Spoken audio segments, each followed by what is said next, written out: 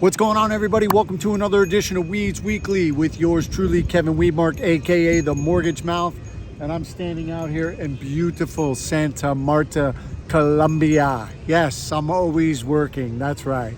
So, what we do at Weeds Weekly is we bring to you what happened this past week. We're going to talk about this upcoming week. We're going to talk about what's going on a national level. There's a big number, and I think it's something we need to be astute to. And then lastly, let's not all be enamored with the shiny object. So let's dive into what happened last week. As we predicted in our 2025 forecast, the Fed didn't do shit. The first Fed funds rate meeting was last week and nothing happened. It was a big nothing burger. However, we did indicate, let's make sure that we're well aware of what's going on with their verbiage, right? What are they saying?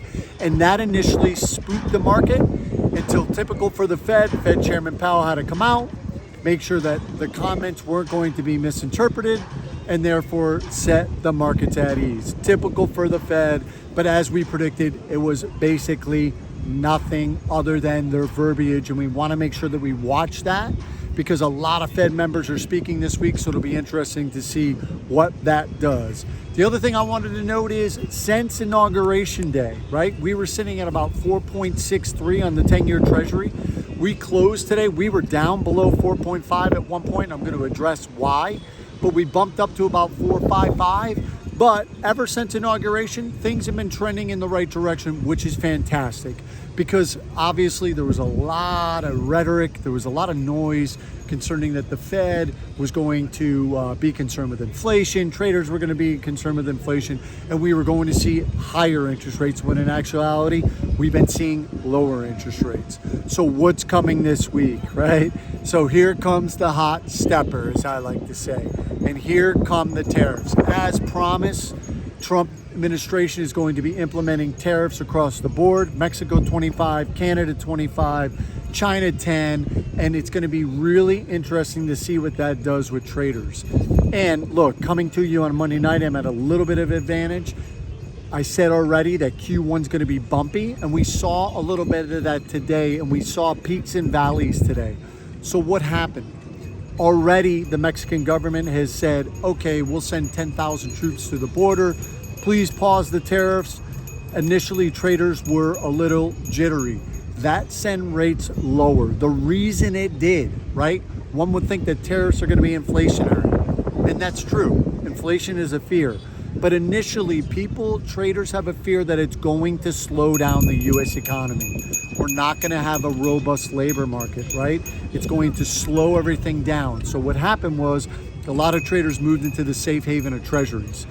That was short-lived. Once the announcement made with Mexico, we saw that 10-year Treasury bump back up about to 4.55, like I said, when we were actually below 4.5 for a very brief moment today, which brings me to always look at locking those valleys. Q1's going to be bumpy. Lock the valleys, ride out the peaks. The other thing that we're going to see this week is we're going to get a ton of labor data. We got non-farm payrolls, we got JOLTS, we got the unemployment rate. I don't expect it to really rock the boat this week. As a matter of fact, I expect it to do absolutely nothing. But what I'm really interested in is seeing where it sits and where it's going to go. Where do we see it from month to month? And that's always interesting. But look, no mistake about it, the Trump administration has indicated that they are going to have a robust economy. So let's see it, right? Time will tell. The other thing is we're going to get a little bit of inflationary data this week with ISM, non-manufacturing, services PMI. So again, it's just going to be a little look into that inflation number, which to me is the biggest concern that traders have, other than all the policies that Trump seems to be implementing on a very quick basis that can move the markets very quickly. All right, so let's dive into what the national news was I wanted to talk about. Already, we are sitting at what? February 3rd. We're still in the middle of winter for a huge part of the country, and we have already seen listings, sellers putting their house on the market up 10.8% on a national level just in a month. Look, there's no mistake, both buyers and sellers have been anxious. They're over the pandemic. They want to move, they have wants, they have needs, and we're seeing it on the selling side as well. The biggest question I have is, depending on where your market sits already, what is the influx of new inventory going to do to pricing? And look, if you're a real estate agent, we typically want to be optimistic.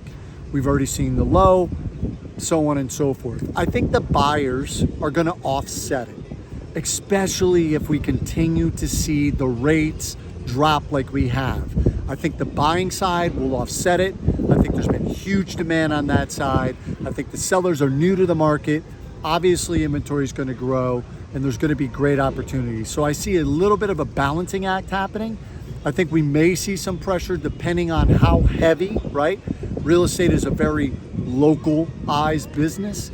So depending on where you sit with certain zip codes, you might see a huge influx of inventory, and obviously that's going to have to play itself out. So you want to make sure that you're talking to your real estate agent, and then we as professionals, you should be setting up searches. I've talked about this before, so that you're in tune with the exact changes in the market on a daily basis. You see how many new houses got listed. Set up searches so it isn't something you got to go look up. It's daily in your feed every day. And lastly, we always get tied up looking at the new shiny object. So as all this inventory hits, lastly, I always like to discuss, right, to kind of step back, things that we should be doing as agents to best serve our clients. And what's going to happen with all this new inventory coming in, it's like a new car. It smells nice, looks great. It's all you can think about. Now you see it everywhere on the streets, so on and so forth, right? And all you want is that new car. Doesn't matter if your parents, your neighbors are telling you that right down the street, the used cars are great. You can get a great deal. That's an amazing deal. It's got 20,000 miles. It's like a new car, and you're gonna save yourself thousands and thousands. People don't wanna hear it, right? And that's exactly what's gonna happen with all this new inventory showing up. So what I like to do is, look, you're gonna have some clients that are looking for a deal. People by nature love a good deal and they love to negotiate. So here's 4 reasons to not forget the stale inventory. The inventory that's been sitting, because that's the inventory that's gonna have to make an adjustment, right? So number 1, there's gonna be an adjustment coming. If the property has been sitting, it's gonna get exposed by all the new inventory. Deals are gonna happen. You may not get the nice new shiny object, but depending on what your client is looking for and their objectives as it pertains to real estate, what an amazing opportunity they may have. The second thing, you're still gonna have the ability to negotiate, right? If you're dealing with an older piece of inventory, that seller is going to come to the harsh reality quickly, especially if they have a good agent, that there's a slew of new inventory hitting the market and they're gonna have no choice but to negotiate. They're gonna have to. So you're gonna still be able to come with seller concessions. You're still gonna be able to ask for things that normally you wouldn't be able to ask for, and you're gonna be able to offer still lower prices. The other thing, if your client is willing to put in a little sweat equity, what an amazing opportunity. As the influx of new inventory hits the market, it's probably gonna cause prices to stabilize for houses that are in great shape, maybe have been remodeled, maybe a new build. What an amazing opportunity if your client's willing to put in a little sweat equity. What a steal that they might be able to get.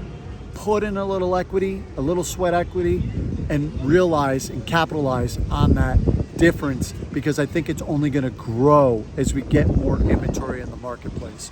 The last thing it does is, with the increase of insurance, and it's coming. I see it now all the time. Insurance across the board is going up for homeowners, and I'm seeing it on a lot of new purchases that are coming down the pike. Surprised by what the premiums are. The ability to lock in one of these older houses and negotiate a lower price means lower taxes, right? Everyone loves to pay less taxes. Nobody wants to pay more. Nobody. And taxes, as we know, specifically in Texas, are high. So what an opportunity to look at that older inventory, get a great deal, pay a lower tax base, and save yourself some money on a monthly basis. All right, y'all, even though I am in Colombia, I'm gonna be traveling throughout for, I think it's another 35 days. I'm always working. You need anything, do not hesitate to give me a call. Just got off the phone with 2 real estate agents this afternoon after doing my thing. So you need a flyer, you need a pre-approval, whatever it is you need, do not hesitate to call me. And please don't hesitate to go on to YouTube, look up The Mortgage Mouth and give me a subscribe. I'm going to be cutting a daily dose every day, under a 2-minute video of what happened in the marketplace. So I think that's a great opportunity to just stay in tune, be dropped right in there. There's no fluff around it. It's just going to talk about exactly what happened and the impact it had on interest rates that day. All right, y'all, have a blessed week.